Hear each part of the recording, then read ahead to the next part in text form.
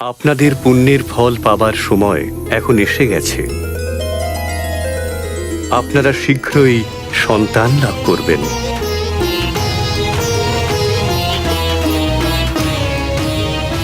কল্যাণ হোক।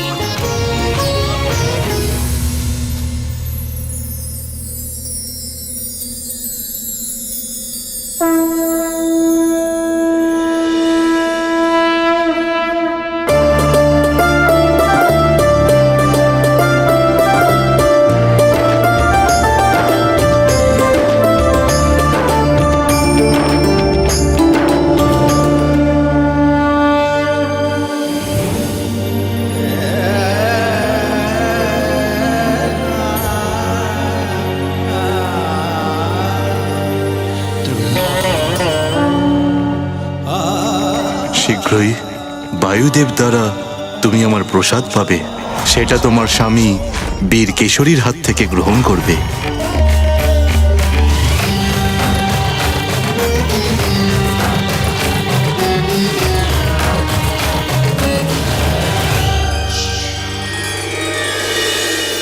আর তার কিছু সময় পরেই ওদের মনস্কামনা পূর্ণ হল। অঞ্জনা গর্ভধারণ করলেন। আপনারা সবাই যেমন জানেন, গর্ভবতী অবস্থায় মায়ের শরীরে নানা রকমের পরিবর্তন হয় আর নানা ধরনের কষ্ট আর কঠিন পরিস্থিতির মুখোমুখি হতে হয়। সেই জন্যই তো শাশুড়ি, ননদ, জায়েরা এবং পরিবারের অন্য মহিলারা মিলে গর্ভবতী স্ত্রীর বিশেষ খেয়াল রাখে। কিন্তু অঞ্জনার খেয়াল রাখার জন্য ওনার কাছে কে ছিল স্বামী? অঞ্জনা পরম ভাগ্যবতী ছিল, কারণ তাকে সাহায্য করার জন্য আমার বোন পরম মাতা জগদম্বা বিন্ধ্যবাসিনী স্বয়ং তৎপর ছিলেন। পুত্র নন্দী, দেখো আমি একটা গুরুত্বপূর্ণ কাজে যাচ্ছি। তুমি এখানে থেকেই আমার স্বামীকে সেবা করবে। উনি যখন তপস্যা ভঙ্গ করে আসবেন তখন ওনার যা যা লাগবে আমি ব্যবস্থা করে রেখেছি। আপনি একদম নিশ্চিন্ত হয়ে যেতে পারেন মা।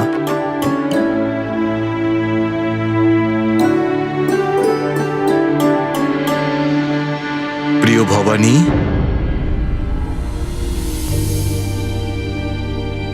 বলুন স্বামী। দেখো আমার কমণ্ডল জলশূন্য হয়ে গেছে। এটাকে ভরার সময় কি তোমার কাছে আছে? আচ্ছা তুমি যাও, আমি বরং নন্দীকেই বলে দিচ্ছি। বলুন প্রভু। না না, আমি থাকতে নন্দীকে বলার কি প্রয়োজন? আমি এক্ষুনি ভরে দিচ্ছি। থাক, করতে হবে না। আমার তো মনেই ছিল না। আমি আমার জটার গঙ্গা দিয়ে এটাকে ভরে নিচ্ছি। তুমি যাও ভবানী। আপনি জেনে শুনে আমাকে বিরক্ত করছেন, তাই না ভোলানাথ? আমার দেরি হয়ে যাচ্ছে। পুত্রী অঞ্জনার জন্য এত চিন্তা? চিন্তা তো মায়ের স্বভাব ভোলানাথ। আর অঞ্জনার বিশেষ চিন্তার তো বিশেষ কারণও আছে। ওর গর্ভে আপনার তেজস্বী অংশ আছে।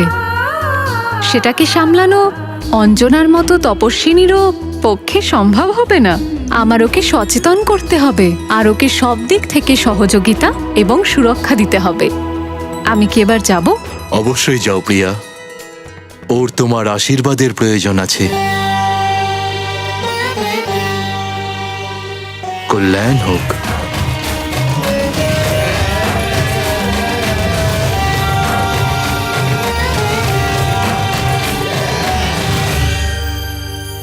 শঙ্কর ভগবানও আপনার মতোই দুষ্টু, সেটা জানতাম না। শিবায়া বিষ্ণুরূপায় শিবরূপায় বিষ্ণুবে শিবস্য হৃদয়ং বিষ্ণু বিষ্ণুশ্চ হৃদয়ং শিব। অর্থাৎ আমাদের শ্যামসুন্দর আর কর্পূর গৌরব ভগবান শঙ্করের মধ্যে কোনো অন্তর নেই। মা জগদম্বা এত চিন্তা করেন, সেটা আমার জানা ছিল না। ভয় বিনা প্রেম হয় না, আর যেখানে প্রেম সেখানে ভয় আর চিন্তা নিজেই দেখা দেয়। আর যখন সাধারণ মাতারা নিজেদের সন্তানকে এত ভালোবাসে, তাহলে সকল সংসারে যিনি সমস্ত প্রাণীর মা, তার ভালোবাসার আর করুণার কোনো সীমা কি থাকতে পারে? ওনার ভালোবাসা সর্বদাই অপার।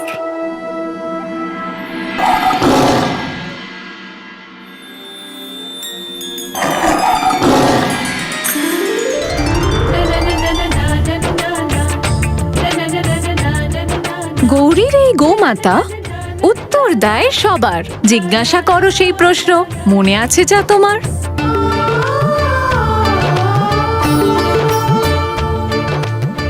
গৌরীর গোমাতা, আপনি যদি অনুমতি দেন তাহলে আমি ওনাকে ডেকে কিছু জিজ্ঞেস করব।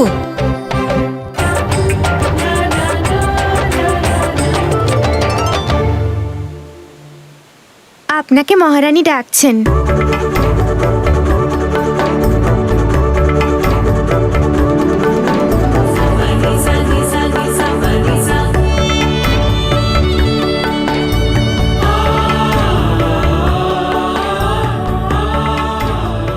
গৌরীর এই গোমাতা উত্তর দেয় সবার। জিজ্ঞাসা করো সেই প্রশ্ন, মনে আছে যা তোমার?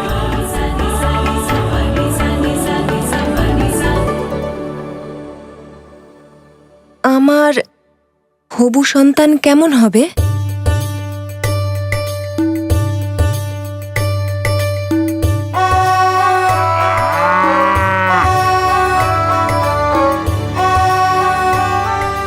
তুমি কঠিন তপস্যা করেছ, পেয়েছ শিবের আশীর্বাদ, মনের ইচ্ছা পূরণ হলো, ছেলে হবে বলবান, পুত্র হবে চঞ্চল দুষ্টু, জ্ঞানী আর খুবই গুণবান। বলছে গৌরীর গোমাতা এই, মা যাতে রাখে বিশেষ খেয়াল। বিশেষ খেয়াল? এমন কি হতে পারে? আমার সন্তানের কোনো অনিষ্ট হবে না তো? চিন্তা করিস না পুত্রী, এই জন্যই তো আমি এসেছি।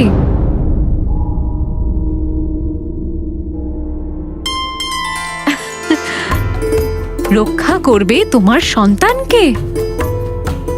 গঙ্গা যার জটায় বাঁধা, বিপত্তারিণী ওনার ভক্ত, দূর করবে সব বাধা। এবার আমার কথা শোন, তোর আর তোর সন্তানের স্বাস্থ্যের জন্য গৌরী কিছু বলছে, শোন তো কি বলছে।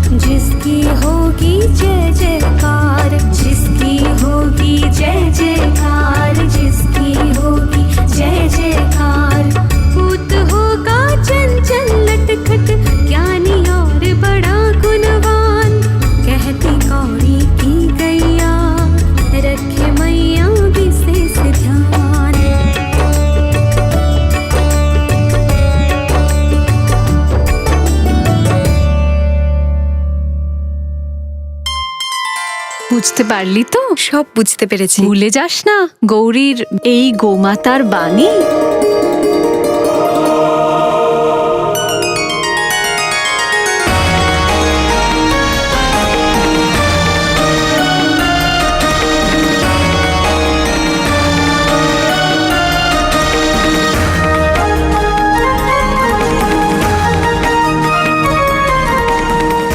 রক্ষা করবে তোমার সন্তানকে। গঙ্গা যার জটায় বাঁধা, বিপত্তারিণী ওনার ভক্ত, দূর করবে সব বাধা।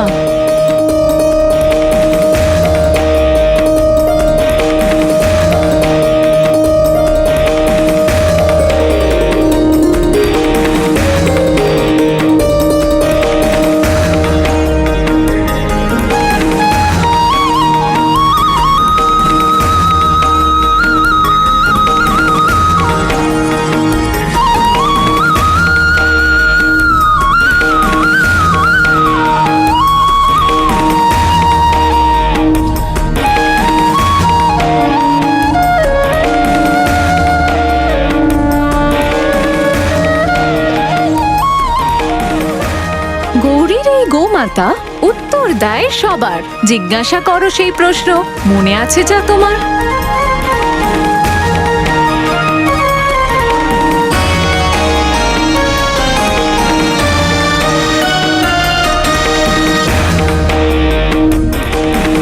মা অম্বিকের সব নির্দেশ অঞ্জনা মাথা নত করে পালন করেছে নিশ্চয়ই। আর ভগবান শঙ্করের আশীর্বাদে হনুমানের নির্বিঘ্নে জন্ম হয়েছে হয়তো। তা কি করে সম্ভব ছিল?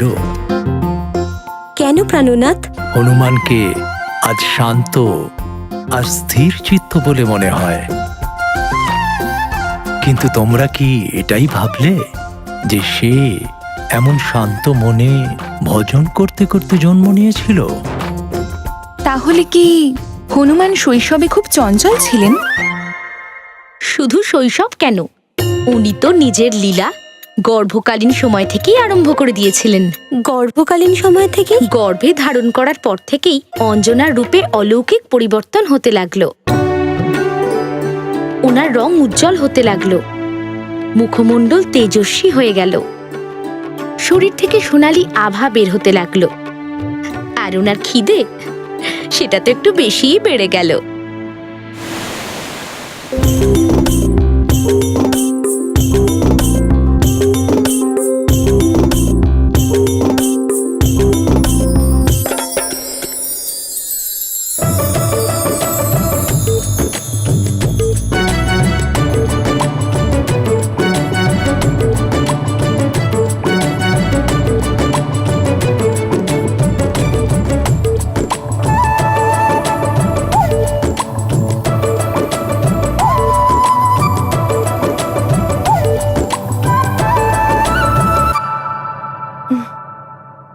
আম।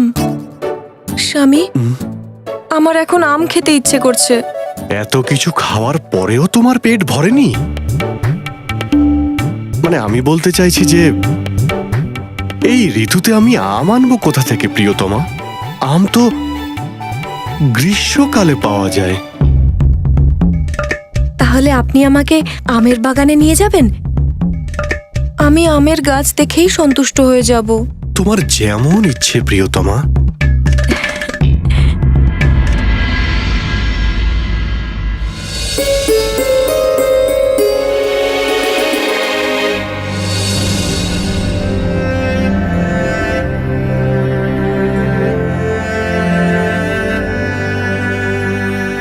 নিরাশ হয়ো না অঞ্জনা, আমি কোনো সেবককে পূর্ব বনে পাঠিয়ে দিচ্ছি, হয়তো ওখানে কিছু পাওয়া যেতে পারে।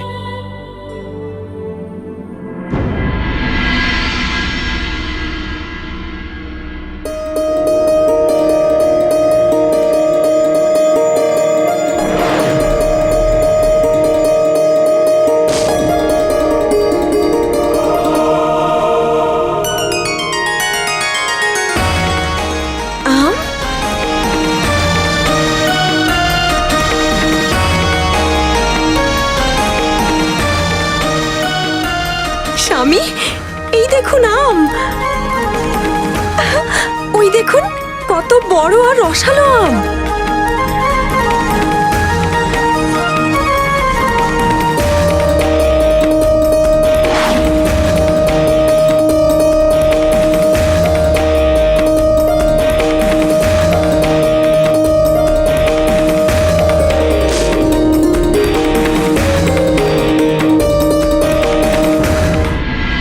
এটা নয়, ওদিকে দেখুন, ওপরে ডালে, আপনার ডান দিকে।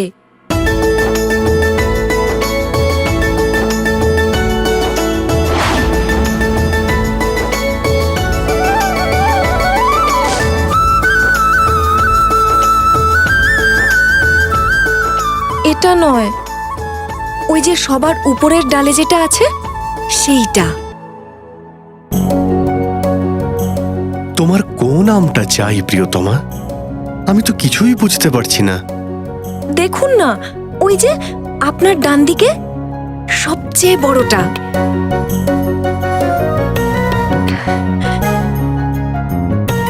আমি দেখাচ্ছি।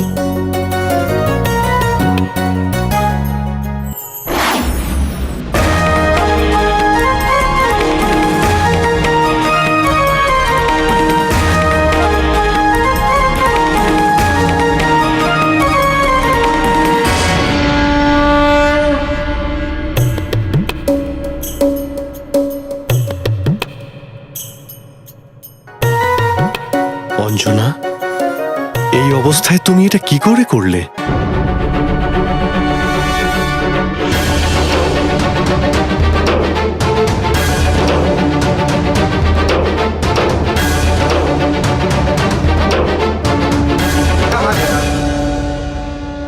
ওনার ভিতরে একটা অসাধারণ শক্তির বিকাশ হতে শুরু করলো, যেটা দেখে স্বয়ং বীর কেশরীও অবাক হয়ে যান।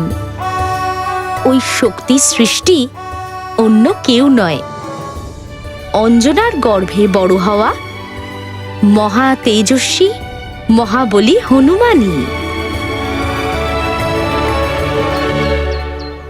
কাল রাতে একটা বিচিত্র অনুভব হলো। আমার মনে হলো যেন আপনার সন্তান গর্ভে হাঁটাচলা করছে।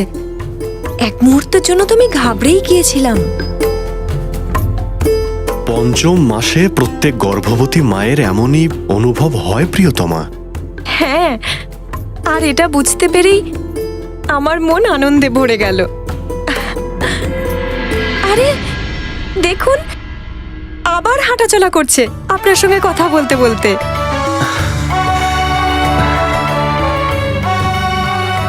কই আমি একবার দেখি।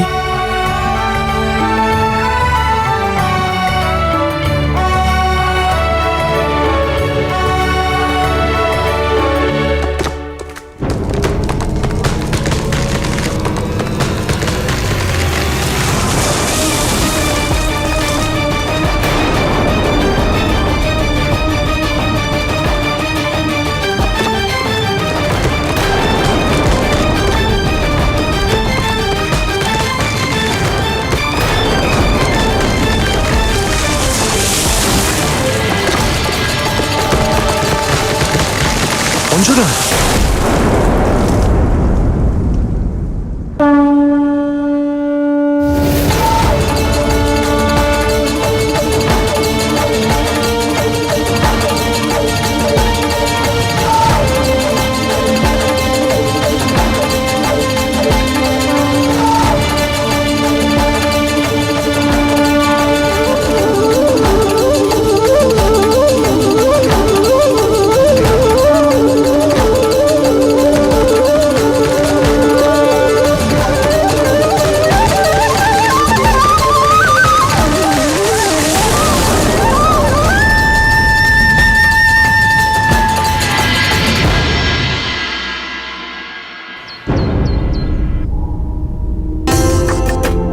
তুমি ঠিক আছো তো প্রিয়তমা?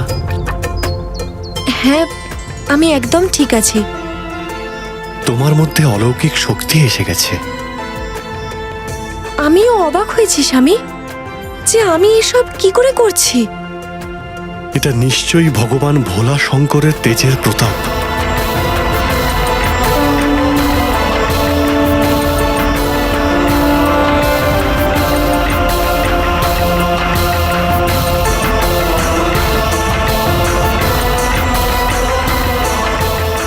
জয় গৌরী শঙ্কর। জয় গৌরী শঙ্কর।